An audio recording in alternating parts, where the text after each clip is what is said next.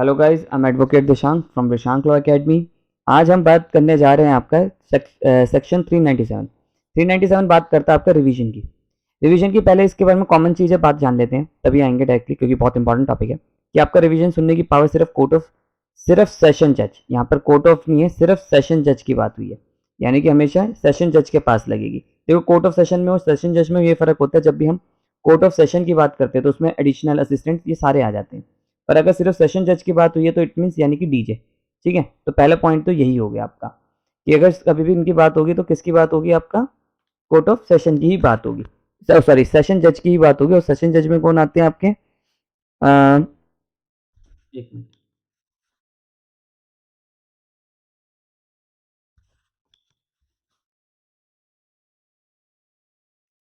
Session जज में आपका कौन आते हैं, सिर्फ डीजे आता है। ठीक है, तो अगर उसमें ही है।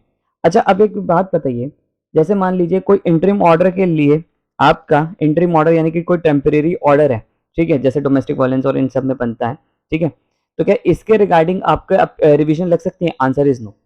अच्छा, कोई प्रोविजन है जिसके लिए अपील जा सकती है, मतलब ऐसी है जिसमें अपील अलाउ होगी, ठीक है, यानी कि अपील का प्रोविजन दे रखा है, तो आप रिवीजन में जा सकते हैं? तो भी नहीं जा सकते आप। तो पहला पॉइंट तो ये हो गया।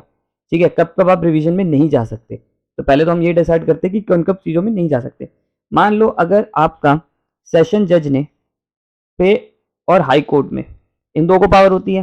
हाई कोर्ट में आपने पहले लगा दी रिवीजन, फिर क्या हुआ, यहाँ से डिसमिस हो गई, फिर आपने सेशन जज पे लगा दी, यानी कि पहले इस पे लगा दी फिर इस पे लगा दी। क्या आप लगा सकते हैं ऐसा? आंसर भी नहीं हो सकता। अब मान लो मैंने सेशन जज पे लगाई, सेशन जज से डिसमिस होने के बाद मैंने आगे फर्दर हाई कोर्ट में लगा दी, कैसे रिवीजन लग सकती है? इसमें भी रिवीजन नहीं लग सकती। ठीक है, आपको या तो यहाँ लगानी है या तो यहाँ लगानी है।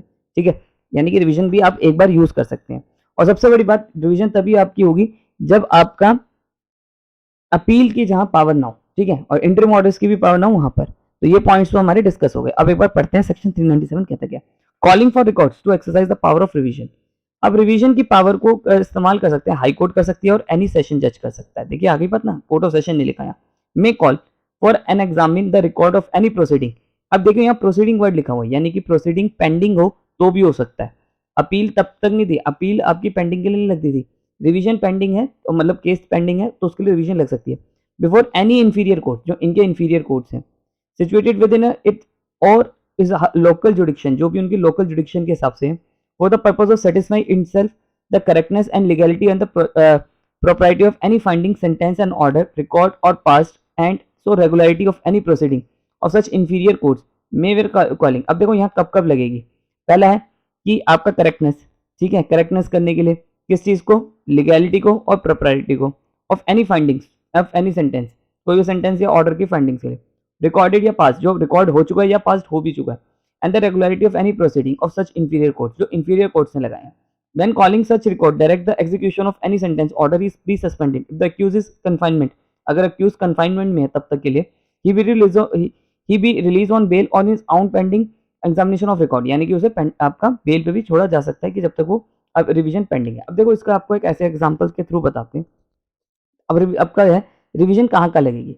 रिवीजन अगर आपका देखा जाए तो बेसिकली आपका जुडिक्शन के बेस पे लगती है। ठीक है, जुडिक्शन का मतलब यानी कि एक एमएम है, एमएम को ट्रायल करने की केस तो कितने भी है कि मतलब जो जो आपका शेड्यूल में दे रखे हैं उन केसों को वो ट्रायल कर सकता है। ठीक है, पर आपका जो सजा सुनाएगा वो 3 साल से ऊपर की नहीं सुना सकता। पर मान लो किसी केस में उसने 3 साल से ज्यादा को सुना दी, यानी कि या तो इसके पास शादरा थाना आता था या आपका दूसरा गोरख पारक थाने को भी देख रहे हैं। ठीक है, मतलब इसके जुडिक्शन में ये वाला था, ये वाला नहीं था, ये चीज हो रही हो, यानी कोई जुडिक्शन से रिलेटेड सवाल आ रहा हो, यानी कि जुडिक्शन से रिलेटेड कोई सवाल उठ रहा हो या इसकी कॉम्पिटेंसी से रिलेटेड कोई सवाल उठ रहा हो जज की, ठीक है, कि ये कॉम्पिटेंट है या नहीं है इस केस को ट्रायल करने के लिए या नहीं। ठीक है, तब आपका रिवीजन लगती है। ठीक है, और अगर आपकी कोई करेक्टनेस करनी है, लीगलिटी करनी है, एनी फाइंडिंग्स, उसमें बात।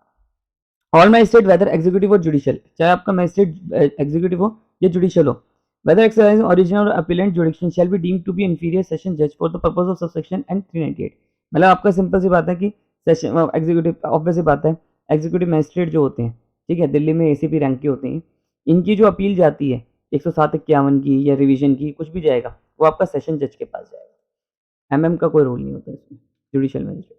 The power of revision of comfort subsection 1 shall not be accepted in relation of interlocutory orders. अब यहाँ पर बता दिया कोई इंटरलोकेटरी ऑर्डर्स के लिए भी रिगार्डिंग आपका यानी कि कुछ बीच में कुछ कोई किसी को अपॉइंटमेंट करी है या किसी कुछ करें, इससे रिलेटेड भी आपका नहीं जाएगा। सिंपल सी बात है, कभी भी आपका एरर ऑफ जुडिक्शन होगा तो ही आपका सवाल जाएगा, ठीक है, एरर ऑफ जुडिक्शन। अब जुडिक्शन ये नहीं कि मेरा सादा थाना आता था और मैंने गोरख पार्क में दे दिया फैसला, तो इस चीज़ पे ये भी है, पर जुडिक्शन का मतलब यानी कि आपकी पावर के बाहर है, आपने कैसे कर दिया, ऐसा कभी कोई सवाल आएगा, उसी की रिवीजन जाएगी, ठीक है। तो इंटरलोकेटरी से रिलेटेड भी नहीं जाएगा। इंटरलोकेटरी का मतलब यानी कि जैसे पुलिस मजिस्ट्रेट ने आपका एक केस जो जज आईओ था, इससे ट्रांसफ़र करके दूसरे आईओ को ट्रांसफ़र कर दिया केस, तो उसको भी नहीं जा सकता, ठीक है। तो मतलब ऐसी चीज़ों पे नहीं जा सकता, इंटरलोकेटरी ऑर्डर से रिलेटेड नहीं जा सकता। Order pass in any appeal, inquiry, trial और अदर प्रोसीडिंग, कोई भी अगर चाहे अपील में हुआ हो, इंक्वायरी में हुआ हो, इंटरलोकेटरी ऑर्डर किसी भी proceeding. If an application under this section has been made by any person either high court और session court, no further application. लो ये वाली बात वही आ गई कि अगर मान लो सेशन में अगर आपने लगा दी तो फिर आप हाई कोर्ट में रिवीजन नहीं लगा सकते, या हाई कोर्ट में रिवीजन लगा दी तो सेशन में नहीं लगा सकते। यहाँ लिखा है either to the high court और द सेशन कोर्ट जज, no further application by the same person shall be entertained by other of them. तो दोबारा उसके बेस पे नहीं जा सकता। और सबसे बड़ी बात है, रिवीजन में जाएगा कौन? रिवीजन में आपका 397 की बात करें तो जाएगा कौन? इसमें वो कोई भी जा सकता है, आपका जो अग्रीव पार्टी हो, ठीक है। आपका एक्यूज भी जा सकता है, विक्टिम भी जा सकता है, स्टेट भी जा सकता है, ठीक है। तो ये बहुत इंपॉर्टेंट था 397। आई होप आपको मेरी वीडियो पसंद आई हो। वीडियो पसंद आई हो तो चैनल को सब्सक्राइब करिए।